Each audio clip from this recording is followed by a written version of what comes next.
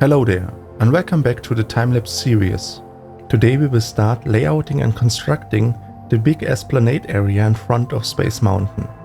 And hooray, we made it to the 10th episode so far. Therefore, I will talk about on what I'm currently building in the park, besides recording the videos of the past few weeks. Back in 2018, my main focus in this area was to finish the exterior buildings, including Space Mountain, the esplanade in front of it, Pizza Planet, the People Mover Hub, the exterior of the Galactic Grill, and Walt Disney's Carousel of Progress, later also known as Star Wars Launch Bay. The plan was to get a reasonably finished look and then move on to other areas in the park to get things done. At the time, I skipped the ride and interior of Space Mountain. Later in 2019, halfway through Big Thunder Mountain, I came back to Space Mountain and built the interior and the ride itself. From today's perspective, this was very rough and I only did it from POV videos on YouTube, so no blueprints. It included the animated lift hill, the full track layout, and the animated last section before the station. For the interior, I made the surrounding station scenery and the queue going inside it. I might post the POV footage on my Discord server. But compared to other rides I have done in the park so far, it certainly lacks the accuracy, detail and realism it deserves. That's why I decided to give it a second try and go for full realism. This includes the complete interior backlot of the ride, basically what you would see if they turned the lights up, including lifts, emergency exits, catwalks, block sections, supports, walkways, railings, staircases and so on. Also, I use blueprints which help a lot, giving it the proper layout, which was quite off. Right now, the track layout and lift hill section is done. From time to time I will give you an update about this rework, and of course everything is recorded and will be seen here in our time-lapse series.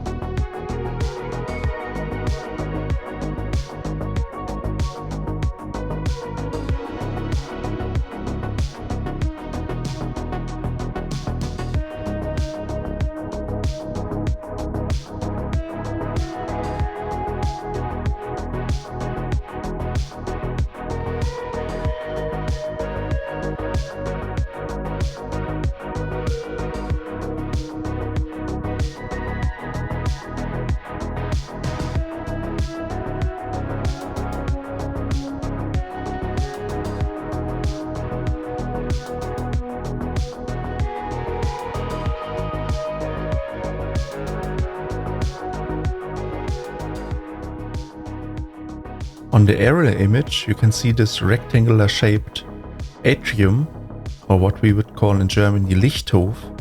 So it's basically a roof made out of windows to illuminate the room below it. And at the time I was building this, I didn't bother too much about it.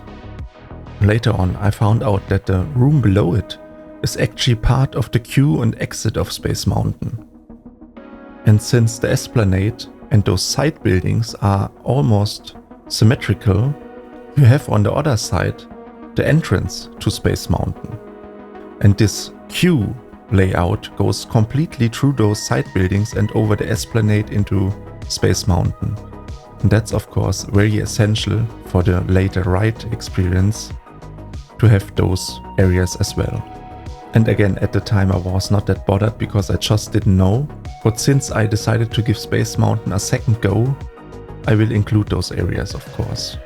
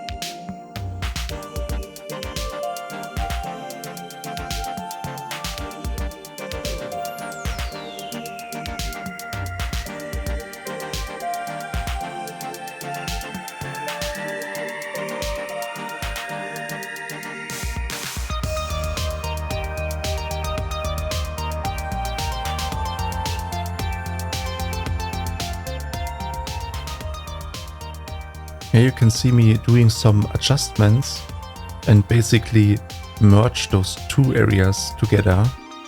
And yeah, I just like this process of making an area in the park what I would call watertight. So when you look from far away, you have this appearance that the buildings and the area and everything just merges and fits together without any holes or something that breaks the immersion. And there's at some point a specific moment where suddenly all those things that you built before, they merge into one coherent scene where they almost come to life. And this moment is of course very rewarding and satisfying to me.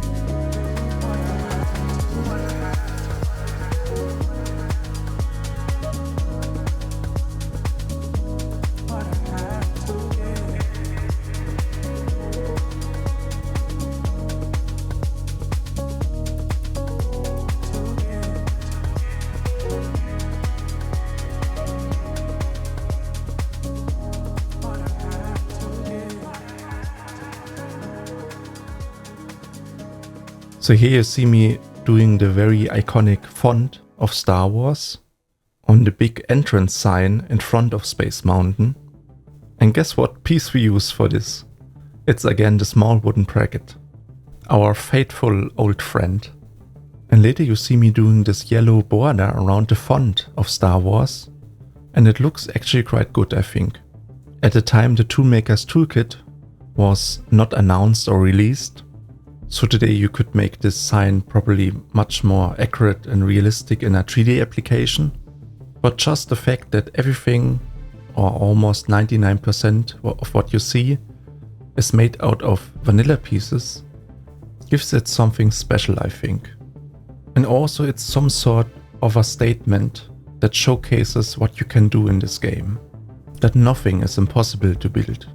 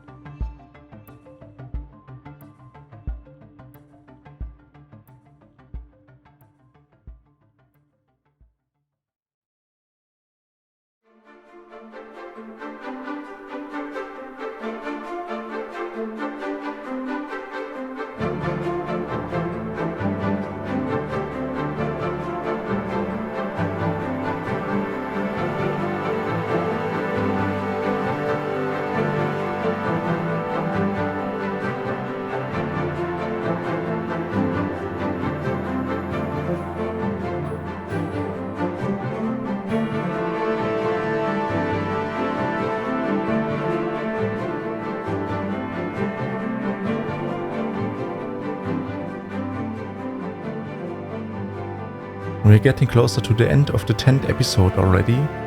In this episode, I talk about the history of my first attempt of recreating the ride and my second attempt of recreating it right now, besides those videos.